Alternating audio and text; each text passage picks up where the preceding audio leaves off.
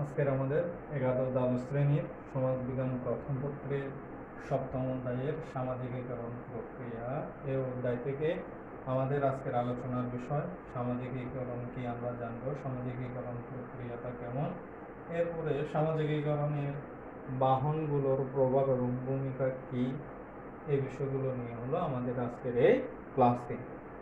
তাহলে এখন আমরা দেখে নিই সামাজিকীকরণটা কি, সামাজিকীকরণের বিষয়টা কি। মূলত একটি মানব শিশু যখন জন্মগ্রহণ করে তখন ওই মানব শিশুর সাথে অন্যান্য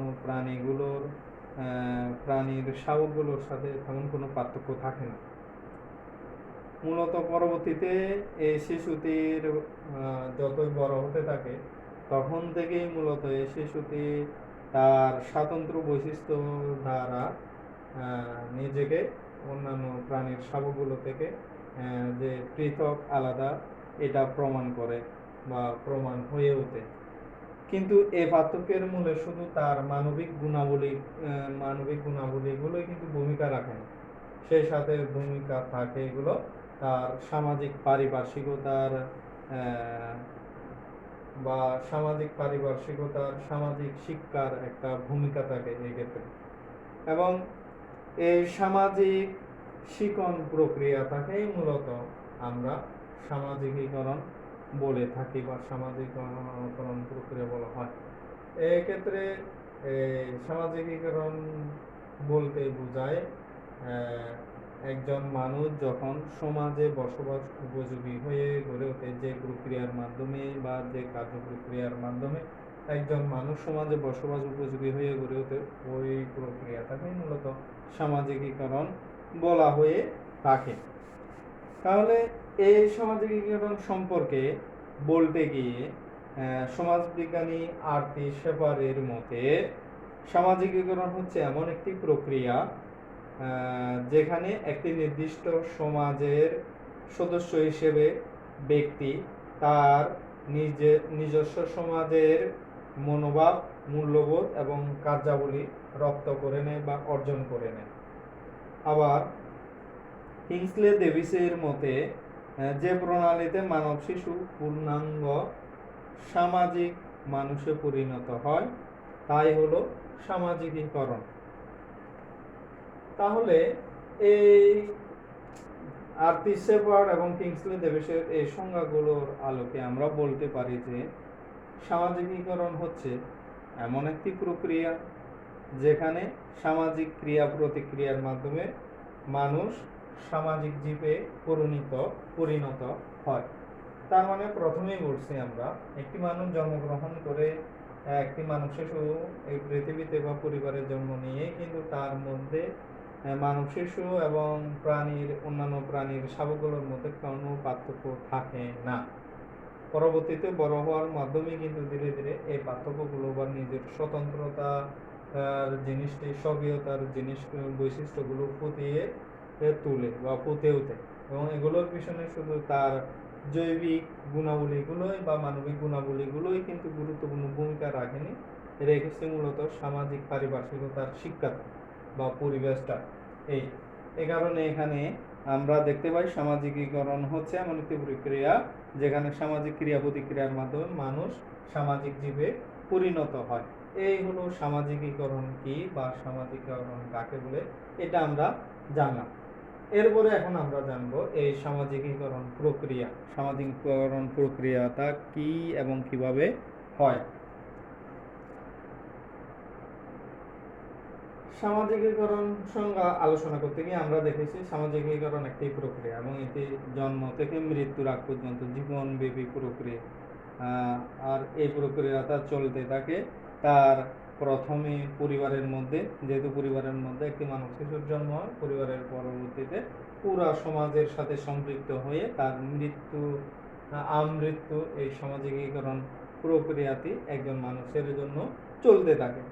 এবং এই সামাজিকীকরণ প্রক্রিয়ার মধ্যে একটি শিশু জন্ম হওয়ার সাথে সাথে দেখা যায় যে বৈশিষ্ট্যগুলো ভূমিকা রাখে বা জৈবিক বৈশিষ্ট্যগুলো ভূমিকা রাখে সামাজিকীকরণ প্রক্রিয়ার মধ্যে। এইগুলোর মধ্যে আমরা দেখতে পাই 4টি জৈবিক প্রক্রিয়া বা 4টি জৈবিক বৈশিষ্ট্য একজন মানুষকে সামাজিকীকরণ প্রক্রিয়ার মধ্যে ভূমিকা রাখে। এগুলোর মধ্যে হলো একটা হলো অভিব্যক্তি, সহজাত প্রবৃত্তি, জেদ, ক্ষমতা। অভিব্যক্তি একজন মানুষের বিভিন্ন জিনিসের সংস্পর্শে আসলে তার যে প্রতিক্রিয়ার বহিঃপ্রকাশ করতে ওইটাকে অভিব্যক্তি বলা হয়। সহজাত প্রবৃত্তি জন্মগতভাবে একজন মানুষের কিছু কিছু বৈশিষ্ট্য চলে আসে এবং এটা শুধু মানুষের, সকল প্রাণীর মধ্যে জন্মগতভাবে এই সহজাত প্রবৃত্তি জন্মগত আচরণ বৈশিষ্ট্যগুলো দেখা যায়। যে একজন মানুষের কাজ করার যে আকাঙ্ক্ষা প্রবলভাবে মানুষের কাজ করার যে প্রক্রিয়াটা, ওই প্রক্রিয়ার মধ্যে এই সামাজিকীকরণ প্রক্রিয়ায় এই জেদটি একটি গুরুত্বপূর্ণ ভূমিকা রাখে। কারণ এটি মানুষের আচার আচরণের ক্ষেত্রে এই জেদ বা আচরণ মানুষের আচার আচরণগুলোকে বিশ্লেষণ করার ক্ষেত্রে এই জেদ একটি গুরুত্বপূর্ণ বিষয় হিসেবে বিবেচনা করা। এরপরে বলা হচ্ছে ক্ষমতা। শিশুর জন্মের পরে কিন্তু ধীরে ধীরে সে বিভিন্ন কাজ করার যোগ্যতা অর্জন করে, ক্ষমতা লাভ করে এবং এই সকল কাজ করার ক্ষমতার মাধ্যমে সে ধীরে ধীরে অন্যদের সাথে বিভিন্ন সামাজিক সম্পর্কে যুক্ত হয়। তাই ক্ষমতা ও সামাজিকীকরণ প্রক্রিয়ায় কিন্তু একটি ভূমিকা পালন করে থাকে। এই জৈবিক বৈশিষ্ট্যগুলো, এই 4টি বৈশিষ্ট্যগুলো কিন্তু একজন মানুষের সামাজিকীকরণ প্রক্রিয়ায় ভূমিকা রাখে এবং এই 4টি বৈশিষ্ট্যের আলোকে ভিত্তি করেই কিন্তু একজন মানুষ তার জন্ম থেকে মৃত্যুর আগ পর্যন্ত বিভিন্ন পর্যায়ে এই সামাজিকীকরণ প্রক্রিয়ার সাথে সম্পৃক্ত হয় এবং এই সামাজিকীকরণ প্রক্রিয়ার মাধ্যমেই একজন ব্যক্তি তার সমাজের বিভিন্ন প্রথা, নিয়ম, নীতি, আদর্শ, অভ্যাস এগুলো জিনিসগুলো অর্জন করে নেয় এবং এই অর্জন করার প্রক্রিয়ার মধ্যে আবার 4টি উপাদান ভূমিকা রাখে। এই 4টি উপাদান হলো অনুকরণ, অভিভাবন, অঙ্গীভূতকরণ, ভাষা। অনুকরণ হলো মানুষ যখন অন্য মানুষের সংস্পর্শে আসে তখন অন্য মানুষের বিভিন্ন কর্মকাণ্ডগুলো অনুকরণ করার চেষ্টা করে, অনুরূপভাবে করার চেষ্টা করে। একটি বাচ্চা সচরাচর এই জিনিসগুলো আমরা দেখতে পাই। এ কারণে আমরা দেখতে পাই যে একজন বাচ্চা ডাক্তার হওয়ার ইচ্ছা জাগে, ডাক্তার এর পোশাক করে বা সুপারম্যান, স্পাইডারম্যান হওয়ার যে ইচ্ছাগুলো জাগ্রত, এগুলো অনুযায়ী আচার আচরণ করে থাকে। এগুলো অনুকরণের প্রভাবে কিন্তু এই জিনিসগুলো হয়ে থাকে। ডাক্তার, ইঞ্জিনিয়ার হওয়ার ইচ্ছা, এই জিনিসগুলো। এরপরে আস্তে আস্তে অভিভাবন। অভিভাবন হলো মোটামুটি একটা মূলত যোগাযোগ প্রক্রিয়া এবং এই যোগাযোগ প্রক্রিয়ার মাধ্যমে মূলত তথ্য অপরের কাছে পৌঁছে দেওয়া হয় এবং যে সমস্ত তথ্য পৌঁছে দেওয়া হয় তার কোনো যুক্তিসঙ্গত ভিত্তিও থাকে না। এই অভিভাবন প্রক্রিয়ার প্রয়োগের আমরা দেখতে পাই মূলত শিক্ষাক্ষেত্রে, শিল্পক্ষেত্রে, রাজনীতির ক্ষেত্রে, বাণিজ্যের ক্ষেত্রে এবং বিশেষ করে বাণিজ্যের ক্ষেত্রে আমরা বিভিন্ন যে বিজ্ঞাপনগুলো দেখতে পাই, এগুলো অভিভাবন প্রক্রিয়ারই একটি পর্যায়। এই বিজ্ঞাপনের মাধ্যমে মানুষগুলোকে নিজেদের প্রোডাক্টের গুণাগুণগুলো বুঝিয়ে বা ওগুলো সম্পর্কে তথ্য দিয়ে ওগুলো ব্যবহারের জন্য প্রভাবিত করা হয়। এরপরে আস্তে আস্তে অঙ্গীভূতকরণ। অঙ্গীভূতকরণের ক্ষেত্রে এখানে দেখা যায় যে শিশুর বয়স বাড়ার সাথে সাথেই কিন্তু তার চারপাশের বস্তুর প্রয়োজনীয়তা সম্পর্কেও একটি মানব শিশু বুঝতে পারে এবং ওই প্রয়োজনীয়তা থেকেই তার কোন কোন বস্তুগুলো কাজে লাগবে আর কোনগুলো কাজে লাগবে না, কোনগুলো ভালো কোনগুলো মন্দ, এই জিনিসগুলো বুঝে নেয় এবং এভাবে শিশু বিভিন্ন খেলনা, বিভিন্ন ছবির বই নিজের করে নেয়, আয়ত্তে করে নেয় এবং শিশুর বয়স বাড়ার সাথে সাথে এই অঙ্গীভূতকরণ প্রক্রিয়াটিও আরও বিস্তার লাভ করে। এরপরে আস্তে আস্তে ভাষা। এই ভাষার ক্ষেত্রে যোগাযোগের মাধ্যম হলো, আমরা জানি একে অন্যের ভাব বিনিময়ের মাধ্যমই হলো একটি এই ভাষা এবং এই সামাজিকীকরণের ক্ষেত্রে এই ভাষা গুরুত্বপূর্ণ ভূমিকা পালন করে থাকে। কারণ সমাজের মধ্যে একটি মানব শিশু তার চারপাশের চতুর্পাশের সমাজের বিভিন্ন ভালো মন্দ খারাপ মূল্যবোধ আদর্শ যাই বলি না কেন একজন মানুষের বা প্রতিবেশীদের ভাব ভঙ্গি বসার অনুভূতি বোঝার এই সকল সকল কর্মকাণ্ডগুলো সম্পূর্ণ হয় কিন্তু এই ভাষার মাধ্যমে এবং নিজের মনোভাব প্রকাশ করার কাজটিও সম্পূর্ণ হয় এই ভাষার মাধ্যমে এবং এই ভাষার মাধ্যম দিয়েই কিন্তু সে তার আচার আচরণের ক্ষেত্রে সকল ক্ষেত্রে নিজের আচার আচরণ সহ সকল বিষয়ের ক্ষেত্রে সমাজের বিষয়গুলো সমাজের ভালো মন্দ বিষয়গুলো সমাজের প্রত্যাশিত বিষয়গুলো অর্জন করে নেয় এবং নিজের মতামতটুকু অন্যের কাছে প্রকাশ করার সুযোগ পায় এবং নিজের মতামত দিয়ে অন্যকে প্রভাবিত করার এই সুযোগগুলো লাভ করে এবং নিজের আচার আচরণের মধ্যে পরিবর্তন নিয়ে আসার ক্ষেত্রে এই জিনিসগুলো ভূমিকা রাখে। তাহলে এই সামাজিকীকরণ প্রক্রিয়ার মধ্যে আয়ত্ত করার জন্য একজন ব্যক্তির তার সমাজের প্রচলিত বিভিন্ন ধ্যান ধারণা প্রথা আচার অনুষ্ঠানগুলো আয়ত্ত করার জন্য এই 4টি উপাদান গুরুত্বপূর্ণ ভূমিকা পালন করে থাকে। এভাবেই কিন্তু একজন মানুষের সামাজিকীকরণ প্রক্রিয়া সম্পূর্ণ হয়। এরপর আমরা এখন দেখব সামাজিকীকরণের বাহনের প্রভাব ও ভূমিকা। আমরা জানি সামাজিকীকরণ একজন মানুষকে সমাজে বসবাস উপযোগী করার ক্ষেত্রে বিভিন্ন উপাদান ভূমিকা রাখে এবং এই উপাদানগুলোকে আমরা বাহন বলে থাকি। সচরাচর সমাজে বসবাস এই বিভিন্ন বাহনগুলো রয়েছে এবং এই বাহনগুলোর কি ধরনের ভূমিকা আমরা এখন দেখব। সামাজিকীকরণের ক্ষেত্রে সামাজিকীকরণ প্রক্রিয়ার ক্ষেত্রে যে বাহনগুলো কাজ করে এই বাহনগুলোর মধ্যে 1 নাম্বার হলো পরিবার। আমরা জানি একটা শিশু পরিবারের জন্ম হয় এবং পরিবারের বৃদ্ধি ঘটে এবং পরিবারের মধ্যে কিন্তু শিশু তার খাদ্যের অভ্যাস পোশাক পরিচ্ছদ ধর্মচর্চা শিক্ষা গ্রহণ এই সকল বিষয়গুলো পরিবারের মধ্য থেকে সে অর্জন করে নেয়। আদব কায়দা থেকে শুরু করে এগুলো সব কিছু একটি পরিবারের মধ্যে থেকে অর্জন করে নেয় এবং এগুলোর দ্বারা সে সমাজে বসবাস উপযোগী হয়ে ওঠে। এভাবে কিন্তু একটি পরিবার একজন শিশুকে সমাজে বসবাস উপযোগী করে গড়ে তোলে। এরপরে আস্তে আস্তে জ্ঞাতি গোষ্ঠী ও প্রতিবেশী। এই পরিবারের পরে আস্তে জ্ঞাতি গোষ্ঠী এবং প্রতিবেশী। একটি শিশু সামাজিকীকরণে পরিবারের পরে কিন্তু জ্ঞাতি গোষ্ঠী এবং প্রতিবেশীর ভূমিকা চলে আসে এবং পরিবারে বড় হওয়ার মাধ্যমে এক পর্যায়ে চলে এসে শিশু বুঝতে পারে যে তার পরিবারের সদস্যের বাইরেও তার জ্ঞাতি গোষ্ঠী এবং প্রতিবেশীগুলো সম্পর্কে ধারণা অর্জন করে নেয় এবং এগুলোর সাথে কিভাবে সম্পর্ক তৈরি করতে হবে এই বিষয়গুলো অর্জন করে নেয় এবং জ্ঞাতি গোষ্ঠী এবং প্রতিবেশীদের সাথে সহযোগিতা আত্মীয় স্বজনগুলোর সম্পর্ক কেমন হওয়া উচিত বা এদের সাথে কি ধরনের ভূমিকা রাখা উচিত নিজের ভূমিকাটা কেমন হওয়া উচিত জ্ঞাতি গোষ্ঠী ও প্রতিবেশীদের সাথে এই বিষয়গুলো কিন্তু তখন একটি শিশু বড় হওয়ার মাধ্যমে অর্জন করে নেয় এবং এভাবে নিজেকে উপযোগী গড়ে তোলার সুযোগ লাভ করে জ্ঞাতি গোষ্ঠী ও প্রতিবেশীদের সংস্পর্শের দ্বারা। এগুলোর বাইরে আরেকটি আসতে সঙ্গী সাথী ও খেলার মাঠ। সঙ্গী সাথী ও খেলার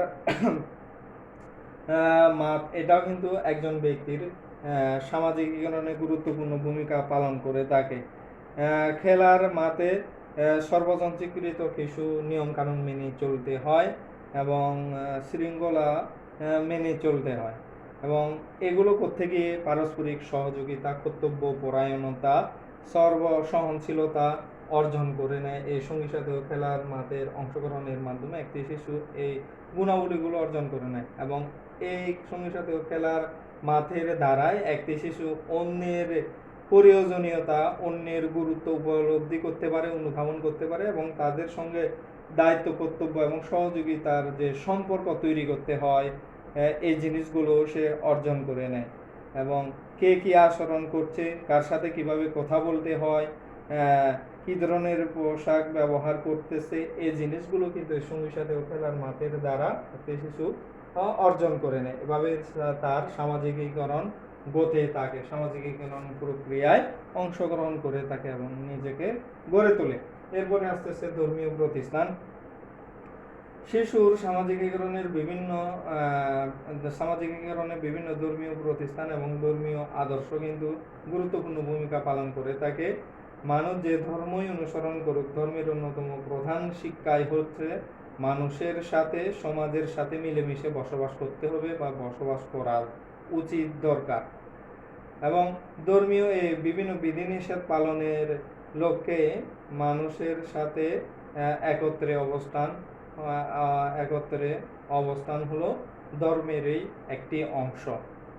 এবং মানুষকে ধর্মের দিকে ডেকে নিয়ে আসা বা কিংবা অপরের ডাকে সাড়া দেওয়া, ধর্মীয় অনুষ্ঠানাদি নির্দেশনাবলী পালনের মাধ্যমে সবার সাথে একত্রিত হওয়া ইত্যাদির এই ধর্মীয় মূলগত বা দলগত মিথস্ক্রিয়া ব্যক্তির সামাজিকীকরণে গুরুত্বপূর্ণ অবদান রাখে। এরপরে আসতেছে শিক্ষা প্রতিষ্ঠান। প্রাথমিক বিদ্যালয় থেকে শুরু করে একেবারে বিশ্ববিদ্যালয় পর্যন্ত মানুষ যতটুকু সময় এখানে অবস্থান করে তাতে তার কম বেশি সামাজিকীকরণ মোটামুটি সম্পূর্ণ হয়। বিভিন্ন বই পুস্তক, জীবন দর্শন, জীবন আদর্শ ইত্যাদি থেকে শিক্ষা যেমন মানুষকে সামাজিক হতে সাহায্য করে, তেমনি ছাত্র, শিক্ষক, বন্ধু, সহপাঠী অথবা অসংখ্য মানুষের সাথে মেলামেশার সুযোগ হতে এই শিক্ষা প্রতিষ্ঠানের মাধ্যমে। এবং এই গণ্ডি পরিবার থেকে অনেক বিশাল, তাই সমাজ সম্পর্কে, আচরণবিধি, মূল্যবোধ সম্পর্কে পর্যাপ্ত ধারণা লাভ করতে থাকে এই শিক্ষা প্রতিষ্ঠান থেকে একজন মানুষ। ফলে এখানে দেখে দেখে শেখার সুযোগ অনেক বেশি শিক্ষা প্রতিষ্ঠানের মধ্যে। এজন্য শিক্ষা ও শিক্ষা প্রতিষ্ঠান সামাজিকীকরণের অন্যতম একটি বাহন হিসেবে কাজ করে, ভূমিকা রাখে। এরপরে আস্তে আস্তে সামাজিক সাংস্কৃতিক অনুষ্ঠানের মধ্য দিয়ে অনেকের সাথে কিন্তু মেলামেশা হয়, অনেক মানুষের সাথে মেলামেশা হয় বা মেলামেশার সুযোগ হয়, এবং এই প্রক্রিয়া মানুষকে সামাজিক করে তোলে। এই সামাজিক অনুষ্ঠানগুলোর মধ্যে যেমন বিয়ে, কনসার্ট কিংবা অন্ত্যেষ্টিক্রিয়া অনুষ্ঠানে অংশগ্রহণের মধ্য দিয়ে কিন্তু সংশ্লিষ্ট বিষয়ে ব্যক্তির বাস্তব ধারণা অর্জিত হয় এবং সমাজের সব ধরনের মানুষের সংস্পর্শে বা সান্নিধ্য লাভের মধ্য দিয়ে ব্যক্তির সামাজিক পরিধির ক্ষেত্রেও ব্যাপকতর হয়ে ওঠে এবং এভাবেই একজন ব্যক্তি তার সামাজিক ভূমিকাটুকুও অর্জন করে নেয়। এরপরে আসতেছে গণমাধ্যম। গণমাধ্যম বলতে পত্রপত্রিকা, টেলিভিশন, রেডিও, টিভি, ইন্টারনেট এই জিনিসগুলোকে বোঝানো হয়ে থাকে এবং এগুলোর মাধ্যমে নিজের সমাজ সংস্কৃতি সহ সমগ্র বিশ্বের সমাজ সংস্কৃতি সম্পর্কে একজন ব্যক্তি ধারণা লাভ করতে পারে। সমাজে কে কিভাবে চলে, কে কোন আচরণ করে থাকে বা কোন আচরণের প্রশংসা করতেছে, কোনটি ঘৃণিত আচরণ ইত্যাদি এই বিষয়গুলো সম্পর্কেও এই গণমাধ্যমের মাধ্যমে একজন ব্যক্তি জানতে পারে এবং এগুলোর থেকে নিজে জ্ঞান অর্জন করতে পারে। গণমাধ্যম থেকে ব্যক্তি সমাজে অপ্রত্যাশিত আচরণগুলো করতে বা সমাজের প্রত্যাশিত আচরণগুলো করতে উদ্বুদ্ধ হয় এবং অপ্রত্যাশিত আচরণগুলো না করার জন্য কিন্তু শিক্ষা পেয়ে থাকে। এভাবেই কিন্তু একজন ব্যক্তি সমাজে বসবাস উপযোগী হয়ে ওঠে গণমাধ্যমের মাধ্যমে। এ কারণে গণমাধ্যমের সামাজিকীকরণের বাহনগুলোর একটি গুরুত্বপূর্ণ বাহন। এরপরে আসতেছে বাজার। বাজারে বিভিন্ন অঞ্চলের বিভিন্ন ধরনের বিভিন্ন শ্রেণীর মানুষের সাথে একজন মানুষের সম্পর্ক বিনিময় হয় এবং নানা রকম তথ্যের আদান প্রদানও হয়ে থাকে এই বাজারের মধ্যে। এই বাজারের মধ্যে কিন্তু অর্থনৈতিক, সামাজিক, সাংস্কৃতিক অবস্থা খুব সহজে এবং দ্রুততার সাথে পর্যবেক্ষণ করারও একটা সুযোগ তৈরি হয় এই বাজারের মাধ্যমে এবং এখানে নানা পেশা ও শ্রেণীর মানুষের সাথে কথা বলা, সম্পর্ক তৈরি করা কোনো ব্যক্তির অতিরিক্ত যোগ্যতা হিসেবে বিবেচিত হতে পারে এবং এই অতিরিক্ত যোগ্যতার দ্বারা কিন্তু কিভাবে সম্পর্কগুলো তৈরি করতেছে তাও কিন্তু এই বাজারের মাধ্যমে আমরা এগুলো দেখতে পাই। এই কারণে যে ব্যক্তি কোনোদিন বাজারে যায়নি কিংবা খুব কম বাজারে যায় তার সাথে নিয়মিত বাজারে গমনকারী ব্যক্তির একটি পার্থক্য আমরা দেখতেও পাই। সুতরাং সামাজিক শিক্ষা গ্রহণের ক্ষেত্রে নির্ভরযোগ্য বাহন হচ্ছে এই বাজার এবং এগুলোর মাধ্যমে একজন মানুষ সমাজে উপযোগী হয়ে গড়ে ওঠে। এরপরে আসতেছে ভ্রমণ। ভ্রমণের সুবাদে আমরা এক জায়গা থেকে অন্য জায়গায় আসা যাওয়া করতে পারি এবং এক জায়গা থেকে অন্য জায়গাগুলো পরিদর্শন করতে পারি, এবং এটি একটি দেশের অভ্যন্তরে হতে পারে বা আন্তর্জাতিকভাবেও হতে পারে। যেভাবে হোক না কেন, এই নতুন নতুন আর্থসামাজিক সাংস্কৃতিক অবস্থা, মানুষের জীবন প্রণালী, আচার প্রথা, মূল্যবোধ ইত্যাদি সম্পর্কেও আমরা ধারণা অর্জন করি, এবং এই ধারণাগুলো অর্জন করার চমৎকার মাধ্যম হলো এই ভ্রমণ। এবং এই ভ্রমণের দ্বারাই কিন্তু একজন ব্যক্তির সামাজিকীকরণ খুব ভালোভাবে সম্পন্ন হয়ে থাকে। এই কারণে এই ভ্রমণকেও সামাজিকীকরণের বাহন হিসেবে চিহ্নিত করা হয়। এরপরে আসতেছে সাহিত্য। একটি সাহিত্যকে বলা হয় সমাজের দর্পণ, এবং একটি সমগ্র সমাজের সার্বিক চিত্রও কিন্তু আমরা সাহিত্যের মাধ্যমে খুঁজে পেয়ে থাকি। এবং সাহিত্য মানব জীবনকে প্রভাবিত করে, শিক্ষা সচেতনতায় সমৃদ্ধ করে তোলে। এজন্য সামাজিকীকরণের অন্যতম শক্তিশালী বাহন হচ্ছে এই সাহিত্য। বাঙালি সমাজে রবীন্দ্র সাহিত্যের প্রভাব উপলব্ধি করলে এই দৃষ্টান্ত আরো সমুজ্জ্বল হয়ে ওঠে। এ কারণে এই সাহিত্য কিন্তু সামাজিকীকরণের ভূমিকা রাখে। এরপরে আসতেছে সংঘ বা সমিতি। শিশুর সামাজিকীকরণের ক্ষেত্রে বিভিন্ন স্বেচ্ছাসেবী প্রতিষ্ঠান যেমন ক্লাব, সমিতি, সংঘ এক বিশেষ ভূমিকা পালন করে থাকে।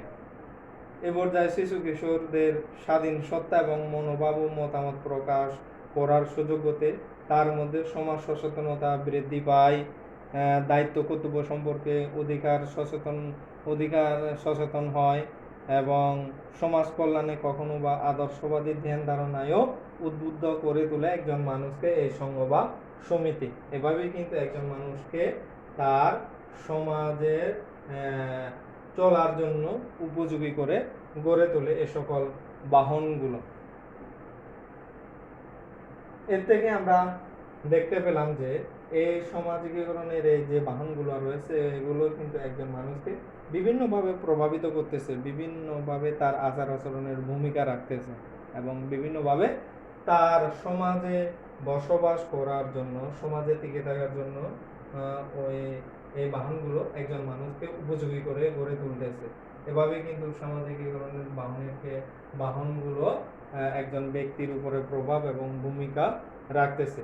তাহলে আজকের ক্লাসের মধ্যে আমরা জানতে পারলাম সামাজিকীকরণ কি, সামাজিকীকরণের প্রক্রিয়া কেমন, এরপরে সামাজিকীকরণের বাহনগুলোর প্রভাব এবং ভূমিকা। আমাদের এখান থেকে যে জিনিসগুলো বলতে হবে, সামাজিকীকরণ কাকে বলে, সামাজিকীকরণ কি, এই জিনিসগুলো আমাদের দেখতে হবে। আবার সামাজিকীকরণ প্রক্রিয়ার মধ্যে অনুকরণ, অঙ্গীভূতকরণ, অভিব্যক্তি সহজপ্রবলের যে ক্ষমতা বাসা, এগুলো সম্পর্কেও আমাদের জানতে হবে। এরপরে বড় প্রশ্নের জন্য সামাজিকীকরণের বাহনগুলোর ভূমিকার উপরে বা পরিবারের জ্ঞাতি গোষ্ঠী ও প্রতিবেশী, সঙ্গী সাথী, খেলার মাঠ, ধর্মীয় প্রতিষ্ঠান, গণমাধ্যম, শিক্ষা প্রতিষ্ঠান, এই ধরনের এই বাহনগুলোর কোনো ভূমিকা উদ্দীপকে দেওয়া থাকবে, এবং বলা হবে যে সামাজিকীকরণে এই বাহনটির ভূমিকা একজন ব্যক্তির উপর, ভূমিকা বা উদ্দীপকে উল্লিখিত ব্যক্তির সামাজিকীকরণে কোন বাহনটির ভূমিকা রয়েছে তা ব্যাখ্যা করো, বিশ্লেষণ করো, এই ধরনের করে প্রশ্নগুলো হতে পারে। কাজে এই ক্লাসটি দেখে ওই অনুযায়ী করে তোমাদের পাঠ্য বই থেকে ওই জিনিসটা আরো ভালো করে পড়ে নিতে হবে। তাহলে আজকে পর্যন্ত।